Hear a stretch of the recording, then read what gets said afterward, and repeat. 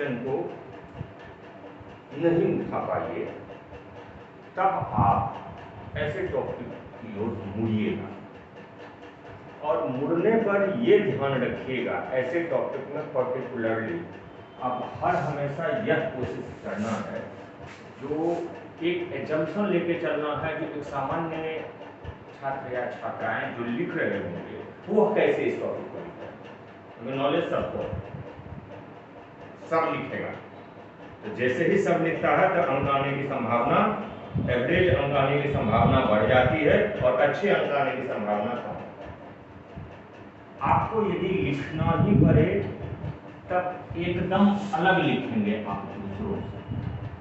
अलग करके क्या लिखेंगे? अलग का मतलब यह नहीं है कि टॉपिक तो प्रदूषण ही है, क्या किसी प्रदूषण वायु है, जल है, किसी एक प्रदूषण का प्रकार है।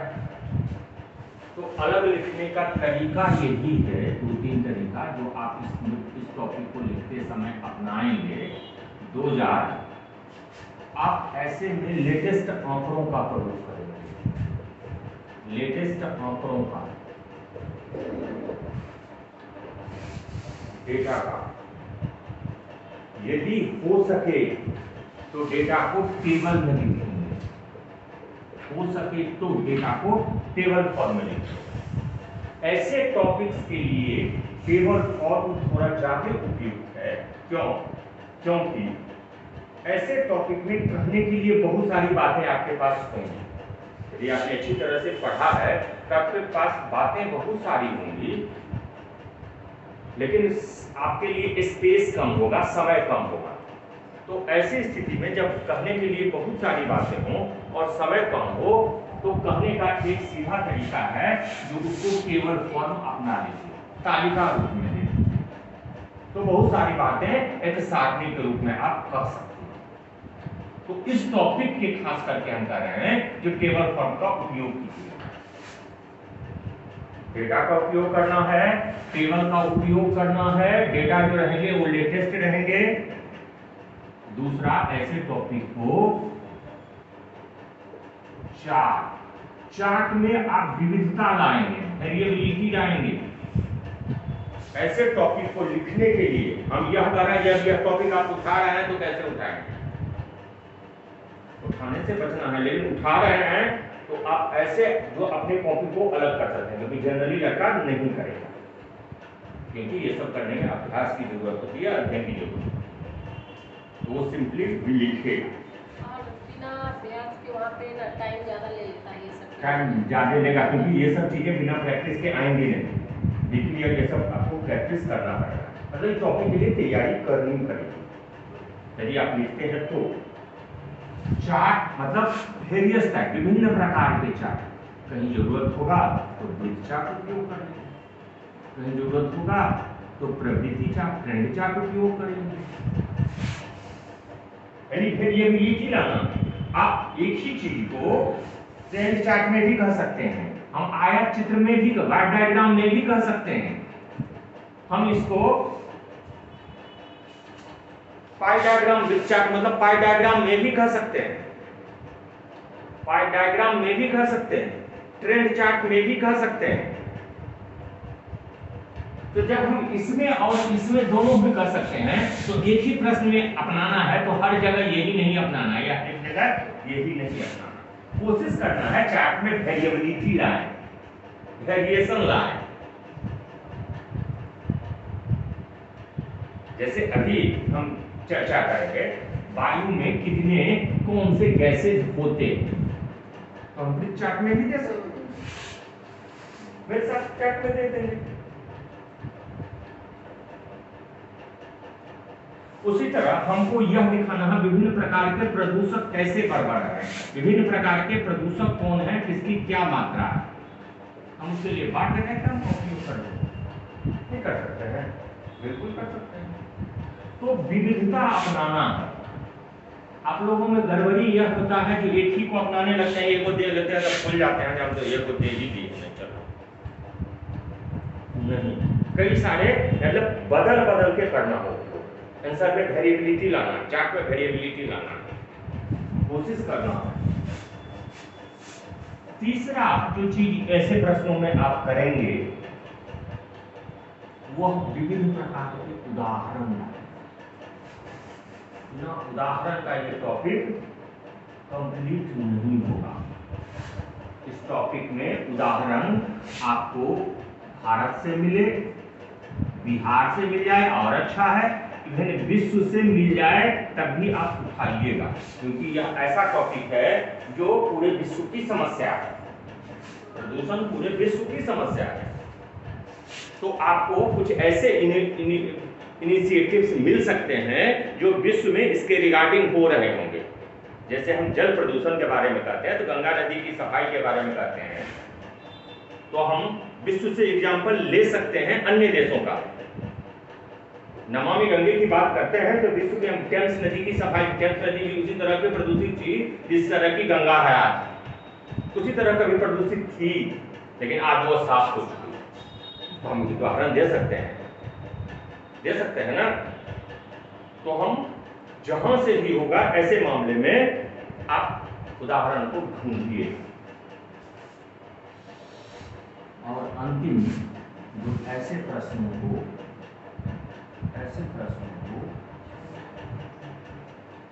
आप निश्चित रूप से हेडिंग्स एंड सब हेडिंग्स में कहानी मत बनाने, सब हेडिंग्स में लिखिएगा ऐसे प्रश्नों में।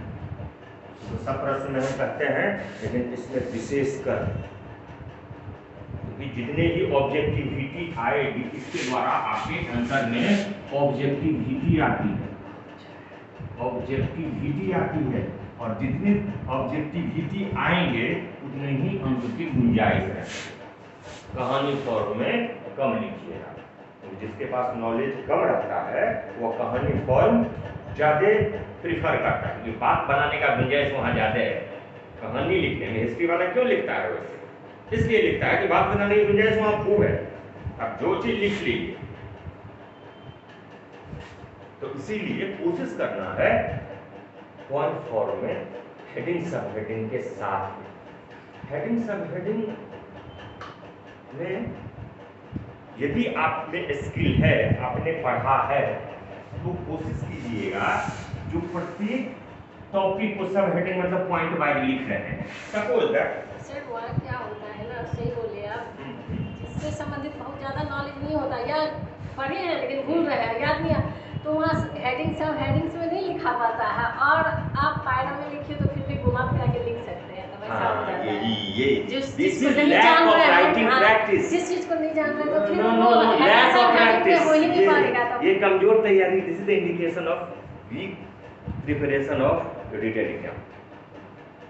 यह लिखित परीक्षा की आपकी तैयारी अच्छी नहीं है, उसका इंडिकेशन है। आप प्रैक्टिस कीजिए। ये सब बातें जो हम कह रहे हैं, ये सब बातें कदापि आप मत कीजिएगा हम एग्जाम के लिए कर रहे हैं, ये कर रहे हैं आपको घर में डेली प्रैक्टिस पे करना है।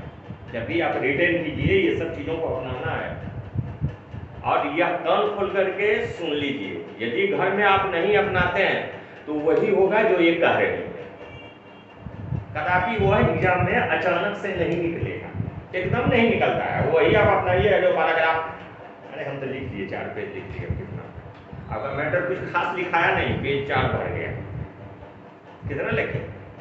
सोचती होंगे हम 4 पेज में लिख दिए, यही ना सोचती हैं हम 4 पेज में लिख दिए, जबकि कंटेंट आपका मुश्किल से 1 पेज का कंटेंट था। ऐसे प्रश्नों में कंटेंट बढ़ाना पड़ता है, याद रखिएगा। यदि हम साइंस एंड टेक्नोलॉजी में इस तरह के प्रश्न को लिखते हैं तो कंटेंट को बढ़ाइएगा, कंटेंट्स को बढ़ाइएगा।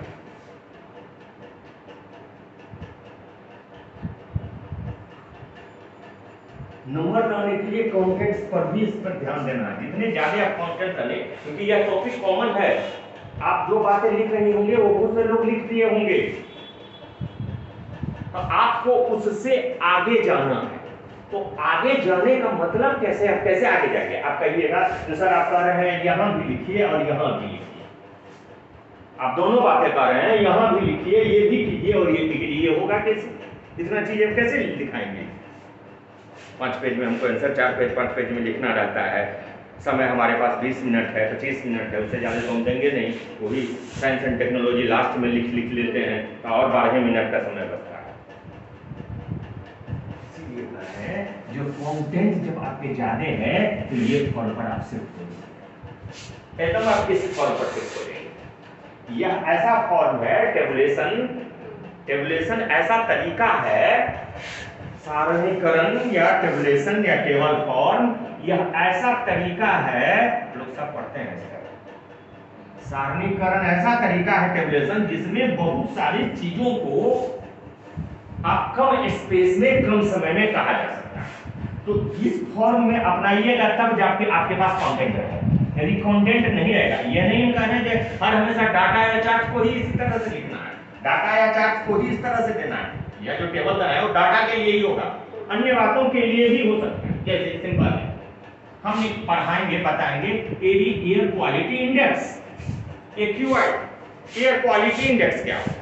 अब एयर क्वालिटी इंडेक्स को बताने के लिए हम विभिन्न रंगों के आधार पर एयर क्वालिटी इंडेक्स वायु गुणवत्ता सूचकांक के मान के आधार पर हम उसको श्रेणीकरण करते हैं। तो हम ऐसे प्रश्नों को अब चाहे तो हम टेबल फॉर्म में लिख सकते हैं या नहीं तो पॉइंट फॉर्म में हम लिखते हैं, कितना AQI का मान कितना हुआ, उसका मतलब क्या हुआ। लेकिन जब भी हम इसको इस फॉर्म में लिखेंगे तो हमारा कम समय में कंटेंट यदि हमारे पास है, ध्यान दीजिएगा टेबल फॉर्म पर टेबुलेशन पर वही जा पाता है जिसके पास कंटेंट है। यदि कंटेंट नहीं है तो टेबल फॉर्म पर नहीं लिखेंगे, एकदम ही माना हुआ है। टेबल फॉर्म पर लिख रहे हैं तो जिस्ट पता है उस बात का, यह रट के नहीं जा सकती हैं, यह नॉलेज है तभी आप इधर शिफ्ट होगा, जानकारी है। तो आप यहां पर सिंपल वे में कर सकती हैं AQI का मान कितना हुआ, AQI का वैल्यू कितना है, उसके रंग कितने हैं, उस पर होने वाली परेशानी क्या क्या है, इसकी पहचान क्या होगा, उस 3-4 बना करके लिख सकते हैं ना। तो जो आप इसको एयर क्वालिटी इंडेक्स को लिखने में एक पेज पूरा खर्चा कर दिए, उसको आधा क्वार्टर पेज में आप इसको बता सकते हैं। तो ऐसी स्थिति, तो कंटेंट को बढ़ाना है, ऐसे में फैक्ट्स थोड़ा ज्यादा फोकस करने पड़ेंगे। ऐसे प्रश्नों में फैक्ट्स पर ज्यादा आपको आना पड़ेगा। फैक्ट्स जितने ज्यादा आपको पता होंगे उतना ही अच्छा आपका आंसर बनेगा। फैक्ट्स ज्यादा चाहिए। प्रदूषण से जब भी आप लिखिएगा, उठाइएगा, हम बहुत मना नहीं कर रहे हैं, लेकिन उठाएंगे तब जब इन चीजों में से अधिकांश चीज आप करने की स्थिति में हो।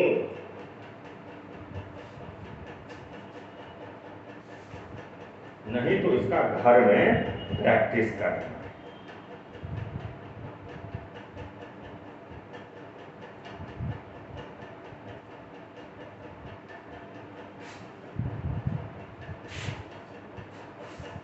अब आ गए हम, ये हम कर लिए।